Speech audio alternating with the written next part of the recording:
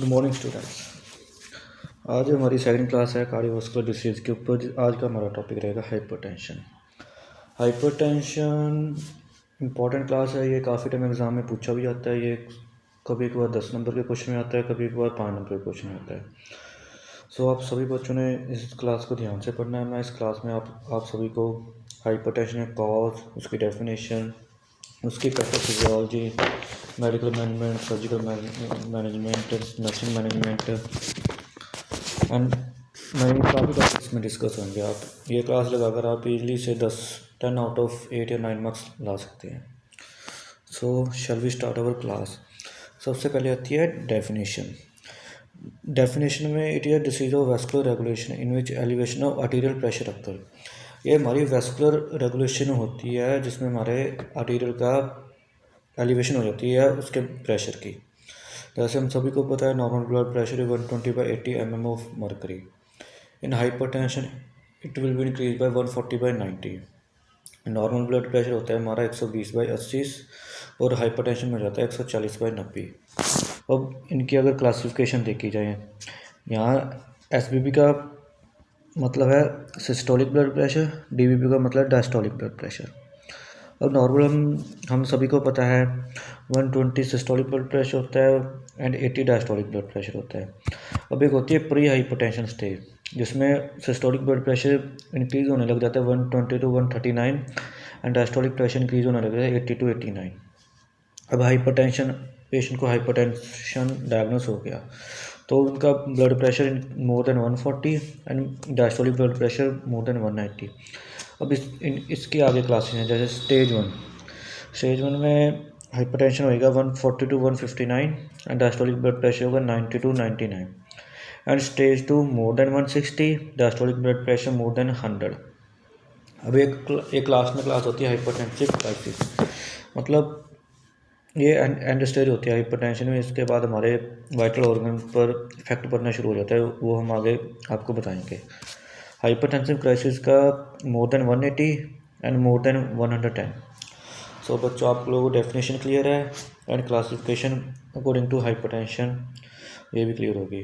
चलो हम अगली क्लास में चलते हैं। टाइप्स के पहले मैं आपको बताऊंगा कॉजेस क्या है। Primary hypertension it is due to any unknown cause without systemic cause. कोई भी अननोन कोज हो प्राइमरी, जैसे फैमिली हिस्ट्री हो, किसी को टेंशन रहती हो, आर्टीरियल डिग्रेशन हो रहा है, हार्मोन मेटाबॉलिक डिस्टर्बेंस, यानी कि प्राइमरी हाइपरटेंशन का कोई कॉज नहीं हमको पता।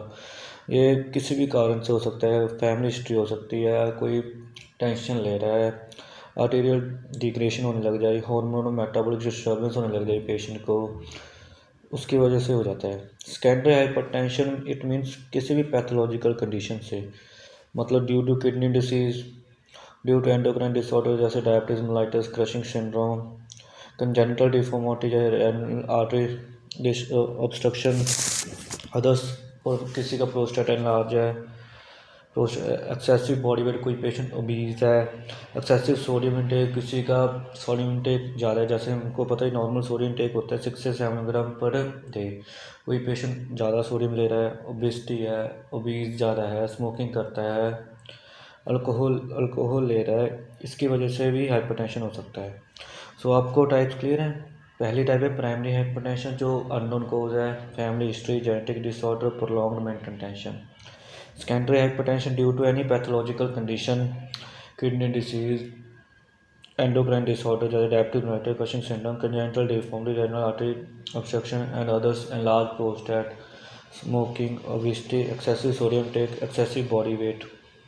ओके, अब इसके करते हैं टाइप। जैसे पहला है बॉर्डरलाइन हाइपरटेंशन या borderline hypertension it is defined an intermittent elevation of BP with the normal readings. मतलब बॉर्डरलाइन हाइपरटेंशन क्लासिफिकेशन में पता लगता है प्री हाइपरटेंसिव स्टेट है, यानी कि पेशेंट का अभी हाइपरटेंशन जाने लगा, यानी कि उसका बीपी अभी बढ़ने लगा है पर अभी हाइपरटेंसिव डायग्नोस नहीं कर सकते। Malignant hypertension it is syndrome of markedly elevated blood pressure above 140 associated with papilledema. Malignant hypertension यानी कि पेशेंट का मैलिग्नेंट 140 से अबव रहने लग गया है। एक होता है white coat hypertension it is due to anxiety only at the time of measuring blood pressure by doctor और nurse in hospital clinic. White coat से हमको पता ही लग रहा है, वाइट कोट प्रोफेशनल की वजह से कई बार हम डॉक्टर से नर्सिस नर्वस हो जाते हैं तो हम रीडिंग गलत ले लेते हैं। एक होता है पोस्चरल फॉल और ऑर्थोस्टैटिक हाइपोटेंशन। इसकी डेफिनेशन ये है BP fall significantly after assuming an upright position. इसका मतलब ये है हम पेशेंट का किनका पोस्चरल फॉल या सिंड्रोम कोई चक्कर खाता है तो हम उसका बीपी दो टाइम चेक करते हैं। एक तो जब पेशेंट का लाइंग पोजीशन में, एक स्टैंडिंग पोजीशन में, हम दोनों बीपी की रीडिंग लेते हैं और उनके डिफरेंस देखते हैं तो हमें पता लग जाता है कि बीपी किस पोजीशन में बढ़ रहा है या किस पोजीशन में गिर रहा है। उसको हम बोलते हैं पोस्चरल और ऑर्थोस्टैटिक हाइपोटेंशन। एक होता है हाइपरटेंसिव क्राइसिस, जैसे मैंने आपको क्लासिफिकेशन में बताया था। तो पेशेंट का बीपी 180 से ज़्यादा, सिस्टोलिक ब्लड प्रेशर और डायस्टोलिक ब्लड प्रेशर 110 से ज़्यादा रहने लग जाए तो हम उसको बोलते हैं हाइपरटेंसिव क्राइसिस। ओके बच्चों, क्लियर है टाइप्स एंड कॉज। आगे आते हैं रिस्क फैक्टर। रिस्क फैक्टर में पहले आता है नॉन मॉडिफाइड रिस्क फैक्टर, जैसे family history, male female, age और सेक्स। अब हम इनको मॉडिफाई नहीं कर सकते। फैमिली हिस्ट्री, जिसकी हिस्ट्री में पहले हाइपरटेंशन है या कोई भी डिसऑर्डर है तो हाई चांसेस रहते हैं भी उनके बच्चों में भी होगा। मेल फीमेल, मेल में ज़्यादा चांसेस रहते हैं हाइपरटेंशन रहने के, फीमेल में कम। एज, जैसे जैसे एज बढ़ती है तो बॉडी फंक्शन वैसे ही कम होने लग जाता है तो हाइपरटेंशन होने के कारण ज़्यादा हो जाते हैं। सेक्स में भी मेल में ज़्यादा चांसेस होता है, फीमेल में कम होता है। मॉडिफाइबल रिस्क फैक्टर जैसे है पेशेंट अगर ओबीज हो तो हम उनको एक्सरसाइज बोल देंगे, डाइट कंट्रोल करने के लिए बोल देंगे, उनको कहेंगे वेट मैनेजमेंट करो, अपनी आइडियल वेट लाओ, बीएमआई अपना कंट्रोल करो। स्ट्रेस, अगर कोई पेशेंट स्ट्रेस ज़्यादा ले रहा है, टेंशन ज़्यादा ले रहा है तो उसको हेल्थ एजुकेशन देंगे, स्ट्रेस मत लो, काम उतना ही करो जितना हो सके, फालतू का काम मत लो, क्योंकि स्ट्रेस के बहुत बड़ा कारण है हाइपरटेंशन होने का। डाइटरी हैबिट्स, कोई कोलेस्ट्रॉल ज़्यादा ले रहा है या कोई फ्राइड खा रहा है या कोई मैदे से बनी चीज़ें खा रहा है जिसकी वजह से हार्ट फंक्शन कम हो रहा है तो भी हो सकता है हाइपरटेंशन के ज़्यादा चांसेस है। स्मोकिंग, कोई पेशेंट स्मोकिंग कर रहा है, स्मोकिंग से आपको पता ही है हमारे वेसल्स कैल्सिफाइड होने शुरू हो जाते हैं, ब्लड प्रेशर बढ़ना शुरू हो जाता है, कोलेस्ट्रॉल बढ़ना शुरू हो जाता है तो हम उनको बोल सकते हैं स्मोकिंग मत लो। यानी कि हम पेशेंट को हेल्थ एजुकेशन दे सकते हैं अकॉर्डिंग टू उनके इंटरव्यू लेकर, कम्युनिकेशन करके हमको रीज़न पता लग जाए तो हम उसको उस हिसाब से पेशेंट को बोल सकते हैं भी अपना मॉडिफाई कर लो। Okay, non modified risk factor, family history, male female, age. Modified risk factor में जैसे लाइफस्टाइल आ गया, socio economic status, physical activity, environmental stress, obesity, smoking, dietary habits. आ गया पैथोफिजियोलॉजी। पैथोफिजियोलॉजी की हम पढ़ेंगे दो स्टेप में, पहले पढ़ेंगे रेगुलेशन ऑफ बॉडी फ्लूइड्स, फिर हम पढ़ेंगे रेनिन एंजियोटेंसिन सिस्टम। सबसे पहले आता है रेगुलेशन ऑफ बॉडी फ्लूइड्स। हमारे बॉडी में फ्लूइड की रेगुलेशन कैसे होती है। सबसे पहले आएगा change in body fluid that affect the systemic arterial pressure. अगर हमारे सिस्टम में बॉडी फ्लूइड चेंज हो रहा है मतलब तो उसकी वजह से सिस्टमिक आर्टेरियल प्रेशर बढ़ सकता है। अब normally transport sodium ion and water, तो अगर बॉडी फ्लूइड हमारे ज़्यादा, किसी पेशेंट का आयनर बढ़ा हो, पीटीआई बढ़ा हो, ईएसआर बढ़ा हो, तो ब्लड किसी का ज़्यादा डेंस हो जाए तो ट्रांसपोर्टेशन में सोडियम आयन एंड वाटर की ट्रांसपोर्टेशन में प्रॉब्लम हो जाएगी, जिसकी वजह से हमारे इलेक्ट्रोलाइट्स बढ़ने शुरू हो जाएंगे, जैसे सोडियम, पोटाशियम। वाटर का लेवल इंक्रीज हो जाएगा, वो ब्लड वॉल्यूम इंक्रीज कर देगा जिसकी वजह से ब्लड प्रेशर बढ़ जाएगा। Okay, regulation of body fluid, change in body fluid that affect the systemic arterial pressure. अब normal transport of sodium ion and water, increase in sodium, potassium, water in blood, increase blood pressure and increase blood volume. यह है regulation of body fluids. अब इसके आगे renin angiotensin system. Renin angiotensin system related होता है हमारी kidney से। Angiotensin 1 वो कन्वर्ट हो जाएगा एंजियोटेंसिन 2 एंड 3, वो हमारा सिंपैथेटिक नर्व एक्टिविटी का सिस्टम को बढ़ा देगा, जिसके वजह से सोडियम के इनक्रीशन पर इनहिबिट हो जाएगा, जिसकी वजह से आ जाए इंक्रीज ब्लड प्रेशर। ओके, आगे बढ़ते हैं क्लिनिकल मैनिफेस्टेशन। सबसे पहले क्लिनिकल मैनिफेस्टेशन है morning occipital headache.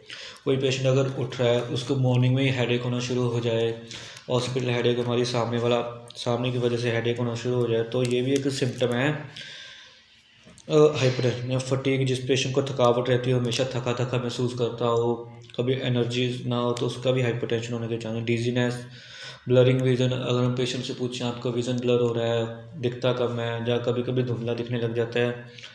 Protein urea, urine में प्रोटीन आ रहा हो, तो अब उनका यूपीसीआर टेस्ट बोल सकते हैं, 24 यूरिन प्रोटीन टेस्ट बोल सकते हैं। या किसी पेशेंट का क्रिएटिनिन बढ़ रहा हो, हेमेटोरिया, ब्लड एंड यूरिन, अगर पेशेंट की, अगर हम उसका यूरिन रूटीन भेजें तो उसमें आरबीसी प्रेजेंट हो, पसल प्रेजेंट हो, तो ये भी एक सिम्टम है कि पेशेंट हाइपरटेंशन है। Cardiac asthma, angina pain, patient की चेस्ट पेन रहती हो रिलेटेड, वो हमारे शोल्डर तक जा रही हो, back of the shoulder, angina pain रहती हो पेशेंट को। नोज़ ब्लीडिंग हो, जिसकी जैसे हम बोलते हैं किसी पेशेंट की नक्सीर फूट जाए, बार बार नक्सीर फूटती हो, तो उसका बीपी हमेशा बढ़ा रहता है। और ब्रेथलेस पेशेंट को सांस चढ़ता हो, ये भी एक रीज़न है कॉम्प्लिकेशन का। So clinic sign and symptoms clear है। Morning hospital headache, fatigue, dizziness, blurring vision, proteinuria, haematuria, cardiac asthma, angina pain, nose bleeding, ringing in ears, palpitation and breathlessness. ये मैंने 10-12 लिखे, अब एग्ज़ाम में 7-8 भी लिखा हो इनफ है। ओके, चलो हमारी नेक्स्ट है डायग्नोस्टिक एवेल्यूएशन। अब हमको पता लगे कि पेशेंट को हाइपरटेंशन हो रहा है, हमको साइन एंड सिम्टम्स से पता लगा, हम उसको डायग्नोस कैसे करेंगे। सबसे पहले डायग्नोस करेंगे हम उसका बीपी मेज़र करके। हम उसका ब्लड प्रेशर कभी मेज़र कर सकते हैं, उसका पोस्टूरल फॉल देख सकते हैं। चेस्ट एक्सरे में पता लग जाएगा कि लंग्स में फ्लूइड तो नहीं फुल हो रहा है। यूरिन टेस्ट हम इसका यूरिन रूटीन भेज सकते हैं, जिसमें हमें पता लग जाएगा प्रोटीन यूरिया तो नहीं हो रहा, पसल तो नहीं हो रहा है, हेमेटोरिया तो नहीं हो रहा। ब्लड टेस्ट जैसे हम उसका सीबीसी करवा सकते हैं, आईएनआर करवा सकते हैं, उससे हमें आइडिया हो जाएगा। हिस्ट्री कलेक्शन हम उनसे पूछ सकते हैं भी आपके पहले आपके पेरेंट्स को नहीं था या आपके ग्रैंड पेरेंट्स को। फिज़िकल एग्जामिनेशन में उसका फिज़िकल टेस्ट ले सकते हैं, हेड टू टो एग्जामिनेशन कर सकते हैं, उससे हम इंटरव्यू कर सकते हैं, जिससे हमें मालूम हो भी पेशेंट को हाइपरटेंशन तो नहीं हो रहा या कोई एक्स्ट्रा स्ट्रेस तो नहीं ले रहा। इस ऐसे हम पता कर सकते हैं। सो कॉम्प्लिकेशन क्या है अगर किसी पेशेंट का बीपी बढ़ रहा है। ये टारगेट ऑर्गन डिसीज, जैसे अगर किसी पेशेंट का कंटिन्यू बीपी बढ़ रहा है तो ये हमारे हार्ट को टारगेट करेगा, ब्रेन को टारगेट करेगा। पेरिफेरल डिसीज हो सकती है, eye and kidney, eyes, kidney, heart, brain, peripheral disease को ये टारगेट करते हैं अगर किसी पेशेंट का बीपी बढ़ रहा है। हाइपरटेंसिव हार्ट डिसीज जैसे कॉर्निया आर्टरी डिसीज हो सकती है, लेफ्ट वेंट्रिकल हाइपरट्रॉफी हो सकती है, विद हार्ट फेलियर। जैसे हमको पता ही है अगर कॉम्प्लिकेशन में उसको कॉर्निया आर्टरी डिसीज, हमारी जो मेजर 4 आर्टरीज हैं, left area descending artery, left main artery, right cornea artery, left circumflex artery, ये कैल्सिफाइड होनी शुरू हो जाएंगे अगर पेशेंट का बीपी बढ़ रहा है। ये वेंट्रिकुलर हाइपरट्रॉफी, लेफ्ट वेंट्रिकुलर में सबसे ज़्यादा प्रेशर होता है, सबसे ज़्यादा काम एडल्ट में लेफ्ट वेंट्रिकुलर करता है, तो उसमें हाइपरट्रॉफी आ सकती है। और हार्ट फेलियर भी हो सकता है।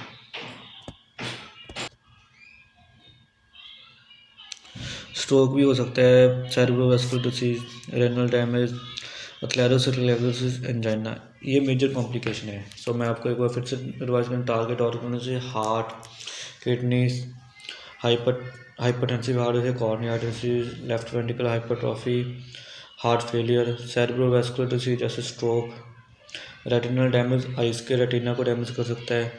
एथलेरोस्क्लेरोसिस मीन टू से कैल्सिफाइड वेन, जो कॉर्निया आर्टरी डिसीज में कैल्सिफाइड हो जाए। Angina mean chest pain. अब इसकी मेडिकल एंड सर्जिकल मैनेजमेंट वो हम अगली क्लास में पढ़ेंगे। Thank you.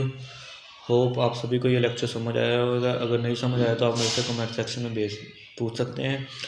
Please like, comment and share, and अपने सभी फ्रेंड्स को शेयर करना जो नर्सिंग कर रहे हैं। It will be helpful for them study the hospital. मैंने आपको एक एक चीज़ समझाई है, अगर कुछ नहीं समझाता तो आप कमेंट सेक्शन में पूछ सकते हैं।